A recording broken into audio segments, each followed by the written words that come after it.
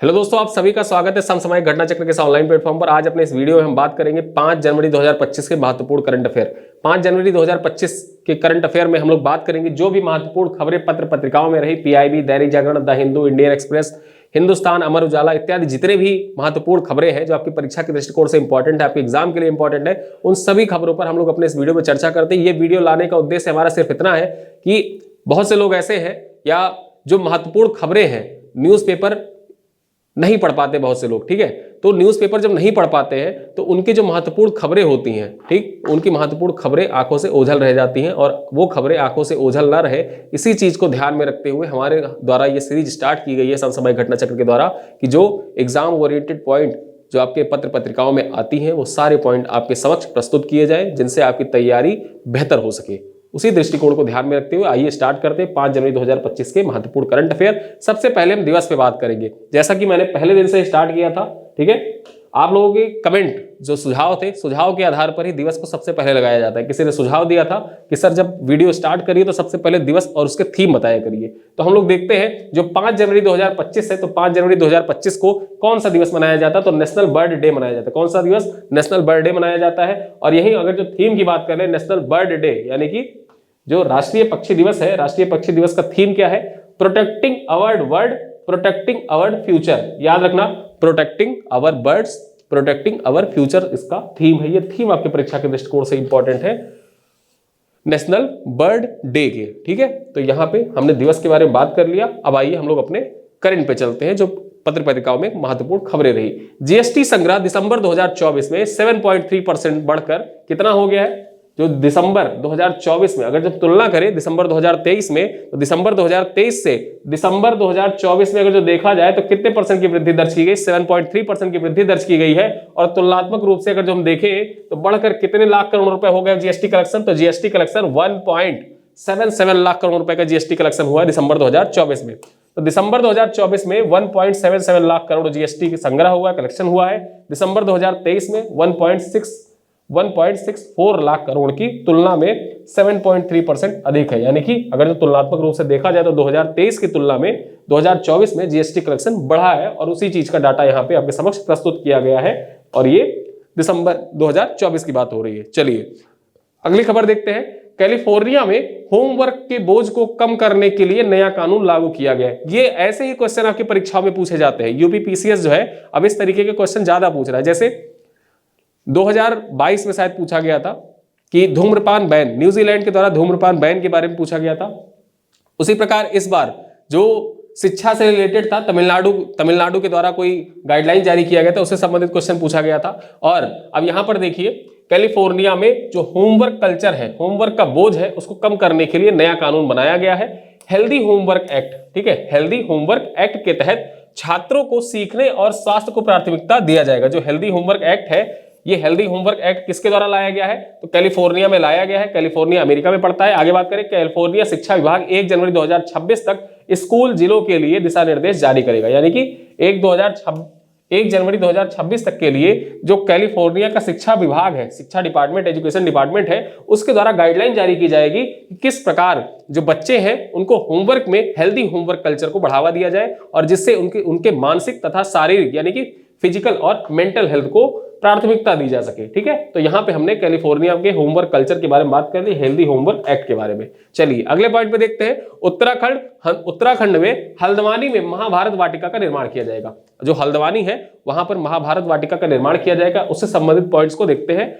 उत्तराखंड का जो वन विभाग है, वन विभाग ने महाभारत में वर्णित पौधों की 37 प्रजातियों को प्रदर्शित करने के लिए हल्द्वानी में यह वाटिका बनाई है। याद रखना, जो महाभारत है, महाभारत में वर्णित 37 पौधों की प्रजातियां हैं, उनके लिए हल्द्वानी में महाभारत वाटिका का निर्माण किया है। इसमें पीपल, बरगद, ढाक, हरसिंगार, खैर, बहेड़ा समेत अन्य पौधे शामिल है। यानी कि 37 किस्म की प्रजातियां इसमें शामिल है। इससे पूर्व अगर जो देखा जाए तो उत्तराखंड वन विभाग के द्वारा जो रामायण है ना, वाल्मीकि रामायण, तो वाल्मीकि रामायण में वर्णित जो पौधे थे उन पौधों के आधार पर रामायण वाटिका का भी निर्माण किया गया था, ठीक है। तो रामायण वाटिका का निर्माण पहले किया जा चुका है, अब महाभारत वाटिका का निर्माण किया गया। और कहां पर किया गया ये इंपॉर्टेंट हो जाता है, हल्द्वानी में किया गया है। जो उत्तराखंड लोअर पीसीएस की परीक्षा देने जा रहे हैं उनके लिए इंपॉर्टेंट है। साथ ही साथ यूकेपीएससी का जो एग्जाम होने वाला है, प्रीलिम्स एग्जाम जो मई में प्रस्तावित है, उसके लिए भी ये पॉइंट इंपॉर्टेंट हो जाता है, ठीक है। चलो अगली खबर पर देखें, दिल्ली में पुजारी ग्रंथि सम्मान योजना की शुरुआत की गई है। याद रखना, एग्जाम में आपसे डायरेक्टली पूछ ले कि हाल ही में किस राज्य सरकार के द्वारा पुजारी ग्रंथि सम्मान योजना का शुभारंभ किया गया है, तो दिल्ली जो है केंद्र शासित प्रदेश के द्वारा ये योजना शुरू की गई है। बात करें मंदिर और गुरुद्वारों में पुजारियों और ग्रंथियों को महीने में 18,000 रुपए की वित्तीय समर्थन प्रदान किया जाएगा। धार्मिक नेताओं को वित्तीय सुरक्षा और मान्यता दी जाएगी। जो धार्मिक नेता हैं उनको वित्तीय सुरक्षा तथा मान्यता प्रदान की जाएगी। योजना की घोषणा पूर्व मुख्यमंत्री अरविंद केजरीवाल ने 30 दिसंबर को की है। जो ये योजना है इसकी घोषणा किसके द्वारा की गई है? अरविंद केजरीवाल के द्वारा की गई है। और यहीं पर देखा जाए तो योजना का शुभारंभ हनुमान मंदिर कनॉट पैलेस के संत सुजान सिंह महाराज गुरुद्वारे से किया गया। ठीक है, जो सुजान सिंह महाराज गुरुद्वारा है वहीं से इसका शुभारंभ किया गया है। और पुजारी ग्रंथि सम्मान योजना के अंतर्गत अरविंद केजरीवाल ने पहला रजिस्ट्रेशन किया था। ठीक है, तो यहाँ पे आप देख सकते हैं अरविंद केजरीवाल जी रजिस्ट्रेशन करते हुए। और एग्जाम में डायरेक्टली पूछ ले कि पुजारी ग्रंथि सम्मान योजना कहाँ की योजना है, तो दिल्ली की योजना है। ठीक है, चलो आगे बात करें, जनवरी 2025 मंगल शनि शुक्र की दुर्लभ प्लेनेटरी परेड। ठीक है, 21 जनवरी से 4 सप्ताह तक मंगल शनि शुक्र बृहस्पति यूरेनस नेपच्यून, ठीक है, एक रेखा में दिखेंगे, आकाश में एक रेखा में दिखेंगे। इस प्रकार जैसे यहाँ पे मैप में दिखाया गया, यहाँ फिगर में दिखाया गया है कि एक रेखा में सीधी रेखा में दिख रहे हैं, तो वैसे ही 21 जनवरी से 4 सप्ताह तक मंगल शनि शुक्र बृहस्पति यूरेनस और नेपच्यून एक साथ सीधी रेखा में देखेंगे। मंगल शनि शुक्र और बृहस्पति को बिना टेलीस्कोप के देखा जा सकता है। यूरेनस और नेपच्यून के लिए टेलीस्कोप की आवश्यकता होगी। ठीक है, यानी कि अगर आप देखना चाहें तो मंगल ग्रह को, शनि ग्रह को, शुक्र ग्रह को और बृहस्पति को बिना टेलीस्कोप के आप भी देख सकते हैं आसमान में। ठीक है, लेकिन यूरेनस और नेपच्यून को जब आप देखना चाहेंगे तो इसके लिए टेलीस्कोप की आपको जरूरत पड़ेगी। 21 जनवरी को रात 8:30 बजे, यानी कि रात 8:30 बजे के बाद यह दुर्लभ नजारा पूरे देश में देखा जा सकता है। याद रखिएगा, ये टाइम आप स्क्रीनशॉट ले लीजिए। 21 जनवरी के दिन आप रात में 8:30 के बाद, यानी कि 8:30 बजे के बाद अब आसमान में देखिएगा, खुले आसमान में अगर कोहरा वगैरह नहीं रहा, मौसम साफ रहा, तो आपको साफ साफ दिखाई देगा कि मंगल शनि शुक्र और बृहस्पति एक सीधी रेखा में आपको दिखाई देंगे आसमान में। ठीक है, चलो आगे बात करें। 8 मार्च को एक और प्लेनेटरी परेड दिखेगी जिसमें बुध भी शामिल हो जाएगा। यानी कि 8 मार्च को जो मंगल शनि शुक्र बृहस्पति है उनमें बुध भी शामिल हो जाएगा और आपको 5 ग्रह आसमान में एक सीधी रेखा में दिखाई पड़ेंगे। ठीक है, तो याद रखना 8 मार्च का दिन और 21 जनवरी का दिन, ये 2 दिन याद रखना आपके परीक्षा के लिए तो महत्वपूर्ण है ही, साथ साथ आप अपनी नॉलेज जो है एक्सपीरियंस कर सकते हैं। अपनी नॉलेज का एक्सपीरियंस करना ज्यादा इंपॉर्टेंट होता है। जैसे हम किताबों में कोई चीज पढ़ लेते हैं, पढ़ना हो सकता है आप भूल जाएं, लेकिन जब कोई नॉलेज आप एक्सपीरियंस करते हैं ना, सामने से देखते हैं, वर्चुअली देखते हैं, तो देखने के बाद वो चीजें भूलती नहीं है। तो आप देखिएगा जरूर से 21 जनवरी और 8 मार्च को। चलो आगे बात करें, पहला लोकपाल दिवस। जैसा कि मैंने आपको बताया था कि पहला लोकपाल दिवस मनाए जाने की घोषणा की गई है। 16 जनवरी 2025 को पहला लोकपाल दिवस मनाया जाएगा। 16 जनवरी 2014 को लोकपाल की स्थापना के उपलक्ष्य में हर वर्ष लोकपाल दिवस अब मनाया जाएगा। यानी कि 16 जनवरी 2014 को लोकपाल की स्थापना की गई थी, याद रखिएगा, परीक्षा में पूछे टिक करके आइएगा। 16 जनवरी 2014 को लोकपाल की स्थापना की गई थी। लोकपाल जो एक्ट था वो सबसे पहले किस राज्य सरकार के द्वारा लाया गया था? एमपीपीएससी में पूछा गया था। ठीक है, 66 बीपीएससी में पूछा गया था, 66 बीपीएससी में पूछा गया, महाराष्ट्र के द्वारा लाया गया था। आगे देखें, पहला लोकपाल दिवस 16 जनवरी 2025 को नई दिल्ली के मानेक शॉ सेंटर में मनाया जाएगा। कहां पे मनाया जाएगा पहला लोकपाल दिवस? नई दिल्ली के मानेक शॉ सेंटर जो है वहां पर मनाया जाएगा। और इसकी अध्यक्षता किसके द्वारा की जाएगी? तो इसकी अध्यक्षता जो है वो भारत के मुख्य न्यायाधीश जो है जस्टिस संजीव खन्ना के द्वारा की जाएगी। किसके द्वारा? जस्टिस संजीव खन्ना के द्वारा इसकी अध्यक्षता की जाएगी।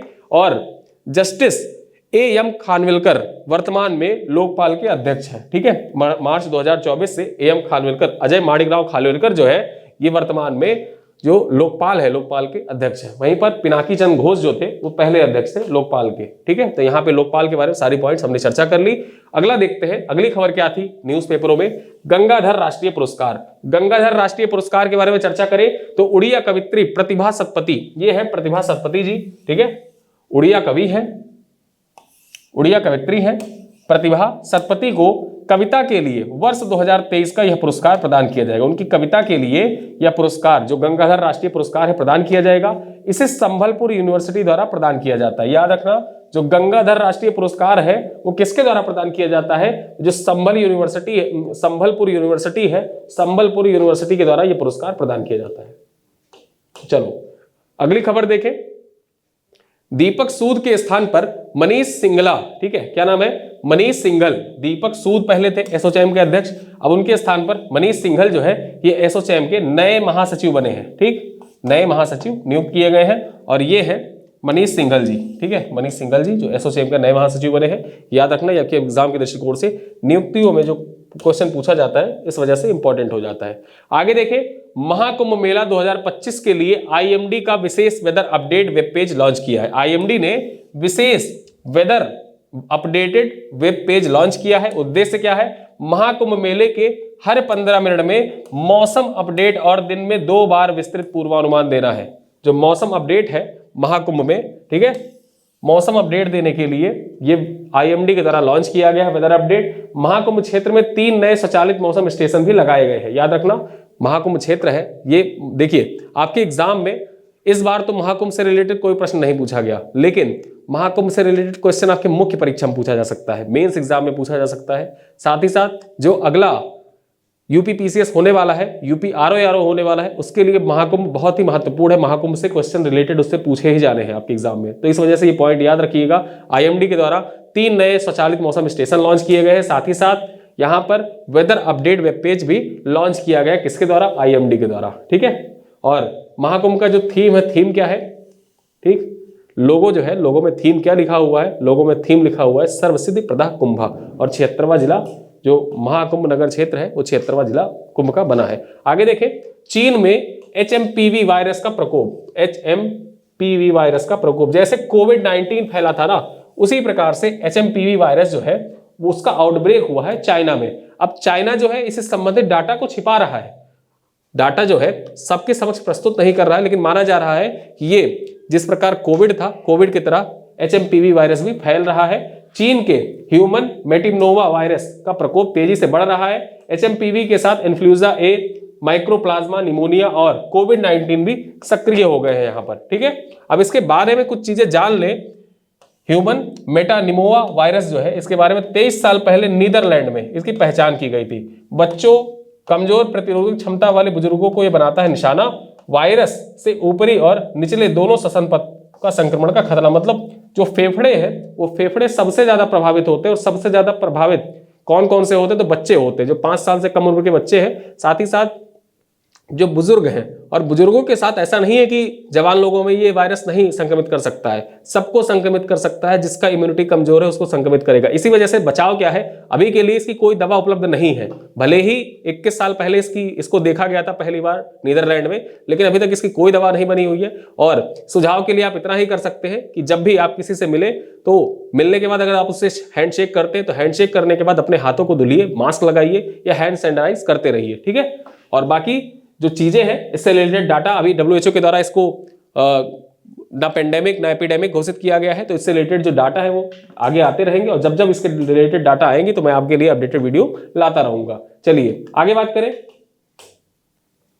1000 मेगावाट की Hathidah Durgavati pump storage project, Satluj Jal Vidyut निगम और बिहार सरकार के बीच में समझौता ज्ञापन पर हस्ताक्षर किया गया है। बिहार के कैमूर जिले में दुर्गावती नदी पर 1000 मेगावाट के पंप स्टोरेज प्रोजेक्ट, ठीक है, विकसित करने के लिए एक समझौते ज्ञापन पर किसके द्वारा हस्ताक्षर किया गया है? सतलुज जल विद्युत निगम और बिहार सरकार के बीच में हस्ताक्षर किया गया है। आगे बात करें, MOU पर हस्ताक्षर पटना में एक समारोह के दौरान किया गया है। मुख्य हस्ताक्षरकर्ता कौन रहे? तो यहाँ पे सतलुज जल विद्युत निगम के महाप्रबंधक जो है मुकेश कुमार शर्मा, इन्होंने हस्ताक्षर किया। साथ ही साथ बिहार सरकार के सचिव हैं वंदना प्रेयसी और मुकेश कुमार शर्मा के द्वारा MOU पर हस्ताक्षर किया गया, जिसका उद्देश्य क्या था? जो कैमूर जिले में दुर्गावती नदी है उस पर 1000 मेगावाट के पंप स्टोरेज प्रोजेक्ट का विकास करना, और इस पंप स्टोरेज प्रोजेक्ट का नाम क्या होगा? Hathidah Durgavati pump storage project इसका नाम होगा। 1000 मेगावाट इसकी कैपेसिटी होगी। ठीक है, चलो आगे बात करें। Doctor A.K. द्विवेदी ने नई पुस्तक होम्योपैथी फॉर एनीमिया, क्या नाम है पुस्तक का? होम्योपैथी फॉर एनीमा, यानी कि एनीमिया के लिए होम्योपैथी। यहाँ पे आप देख सकते हैं ये पुस्तक का कवर पेज है। किसके द्वारा लिखा गया है? Doctor A.K. द्विवेदी के द्वारा लिखा गया है। अब इससे संबंधित जो पॉइंट है उनको देख लेते हैं। Doctor A.K. द्विवेदी ने अपनी पुस्तक homeopathy for anaemia Madhya Pradesh सरकार के मुख्यमंत्री जो है डॉक्टर मोहन यादव को इंदौर में भेंट की है। पुस्तक का उद्देश्य क्या है? एप्लास्टिक एनीमिया जैसे गंभीर बीमारियों के होम्योपैथी इलाज के लिए जागरूकता को बढ़ाना, यानी कि होम्योपैथी से जो एनीमिया है उसका इलाज हो सकता है, इसके लिए जागरूकता को बढ़ावा देने के उद्देश्य से A.K. द्विवेदी के द्वारा एनीमिया के लिए होम्योपैथी नामक पुस्तक लिखी गई है। और ये पुस्तक इंदौर में जो मध्य प्रदेश के मुख्यमंत्री हैं मोहन यादव उनको भेंट की गई थी। आगे देखें, ब्लिंकिट ने गुरुग्राम में 10 मिनट में एम्बुलेंस सेवा को लॉन्च किया है। ठीक है, 10 मिनट के अंदर आपको एम्बुलेंस मिल जाएगा। ऐसी सेवा किसके द्वारा लॉन्च की गई है? ब्लिंकिट के द्वारा लॉन्च की गई है। और कहां पे लॉन्च की गई है? गुरुग्राम हरियाणा में लॉन्च की गई है। देखें आगे, क्विक कॉमर्स कंपनी है ब्लिंकिट ने गुरुग्राम में 10 मिनट एम्बुलेंस सेवा शुरू की है, जिसे अगले 2 वर्षों में इस सभी प्रमुख भारतीय शहरों में विस्तार करने की योजना है। मतलब शुरुआत कहां से की गई ये इंपॉर्टेंट हो जाता है। तो इसकी शुरुआत जो है वो गुरुग्राम से की गई है और अगले 2 वर्षों में पूरे भारत के सभी शहरों में इसको शुरू कर दिया जाएगा। ठीक है, ये सेवा जो है ब्लिंकिट ऐप के माध्यम से बुक की जा सकती है। जो एम्बुलेंस सेवा है, यहाँ पे आप देख सकते हैं ब्लिंकिट एम्बुलेंस, यहाँ पे लिखा है ब्लिंकिट एम्बुलेंस। तो ये ब्लिंकिट एम्बुलेंस सेवा जो है ये 10 मिनट के अंदर आपके दरवाजे पहुंच जाएगी और इसको आप ऐप के माध्यम से बुक कर सकते हैं। ठीक है, चलो आगे बात करें। आक्साई चीन में चीन के 2 नए जिलों पर भारत का विरोध। आक्साई चीन जो है, जिसको चीन ने कब्जा कर रखा है, आक्साई चीन, ठीक है, वहां पर चीन ने 2 नए जिले घोषित कर दिए हैं। ठीक है, अब यहां पर 2 नई इकाइयां बनाई है, काउंटियां बनाई है, जिनको जैसे काउंटी भारत में जिले होते हैं वैसे वहां पर काउंटी होती है चीन में। तो 2 नए जिले घोषित किए हैं और जिसके लिए भारत ने विरोध दर्ज कराया है। आगे देखिए, होटान प्रांत में 2 नई काउंटियां यानी कि जिले जैसी इकाई बनाई गई हैं। इनमें कुछ हिस्से लद्दाख के आक्साई चीन क्षेत्र में आते हैं। जो होतान प्रांत है वहां का कुछ हिस्सा जो आक्साई चीन से सटा हुआ है, वहां पर 2 जिले बनाए गए हैं जो लद्दाख क्षेत्र में भी आता है। आगे बात करें, विदेश मंत्रालय का बयान, चीन का यह कदम अवैध है। मतलब विदेश मंत्रालय ने बयान दिया है कि चीन का जो ये कदम है ये अवैध है। भारत ने कभी भी आक्साई चीन पर चीन के कब्जे को मान्यता नहीं प्रदान की है। तो इस वजह से भारत हमेशा जब जब आक्साई चीन क्या जो विवादित क्षेत्र है वहां पर जब जब कोई निर्माण कार्य होता है तो भारत हमेशा उसका विरोध दर्ज करवाता है। ठीक है, चलिए अब यहां पर हम आते हैं क्वेश्चन आंसर के फॉर्मेट में। देखते हैं, हाल ही में राष्ट्रीय जांच एजेंसी यानी कि NIA, नेशनल इन्वेस्टिगेशन एजेंसी जो है, इसने 2024 में कितने प्रतिशत कन्विंसिंग रेट हासिल किया है? तो 2024 में NIA के द्वारा 100% कन्विंसिंग रेट हासिल किया गया है। ठीक है, कितना? 100% कन्विंसिंग रेट हासिल किया गया NIA के द्वारा। बात कर ले तो NIA के बारे में, NIA ने 2024 में 25 मामलों में 68 आरोपियों को दोषी ठहराते हुए 100% दोष सिद्धि का दर हासिल किया है। और NIA जो है इसकी स्थापना जब मुंबई पर अटैक हुआ था ना, ठीक है, मुंबई अटैक के बाद इसकी स्थापना की गई थी। और इसके पहले निदेशक कौन थे? राधा विनोद राजू। क्या नाम था? राधा विनोद राजू इसके पहले अध्यक्ष थे, महानिदेशक थे। और इसकी स्थापना कब हुई थी? 31 दिसंबर 2008 में। मैंने आपको बताया कि 26/11 का अटैक हुआ था। उस 26/11 अटैक के बाद NIA की स्थापना होती है 31 दिसंबर 2008 को। वर्तमान में इसके महानिदेशक कौन है? सदानंद वसंत दाते जो है NIA के वर्तमान में महानिदेशक है। ठीक है, तो NIA के बारे में इतने पॉइंट्स हमने जान लिया। आगे देखिए, हाल ही में किसे उत्तर प्रदेश का प्रमुख गृह सचिव नियुक्त किया गया है? ठीक है, होम सेक्रेटरी किसको नियुक्त किया गया है? भुवनेश कुमार, संजय प्रसाद, विपुल कुमार, गगनदीप कुमार। तो यहां पे हमारा सही आंसर क्या हो जाएगा? संजय प्रसाद। ये है संजय प्रसाद और इनको भारत का नया होम सेक्रेटरी नियुक्त किया गया, गृह सचिव नियुक्त किया गया। यहां पे आप देख सकते हैं संजय प्रसाद को। ठीक है, अगला क्वेश्चन क्या है? अगला क्वेश्चन है, हाल ही में देश का पहला Sensex of coastal and waiter bird आयोजित किया गया। कहां पर आयोजित किया गया है? जयपुर, जामनगर, हैदराबाद या पुणे? तो इसको आयोजित किया गया है जामनगर में। ठीक है, जामनगर में जो तटीय पक्षी होते हैं, तटीय पक्षियों की गणना के उद्देश्य से इस जनगणना को लॉन्च किया गया है। ठीक है, अब यहां पर देखें अगला क्वेश्चन क्या है? हाल ही में अजय कुमार भल्ला ने किस राज्य के राज्यपाल के रूप में शपथ ली है? तो किस राज्य के राज्यपाल बने हैं अजय कुमार भल्ला? अब अजय कुमार भल्ला जो है ये कहां के राज्यपाल बने हैं? मणिपुर के राज्यपाल बने हैं। ठीक है, कहां के?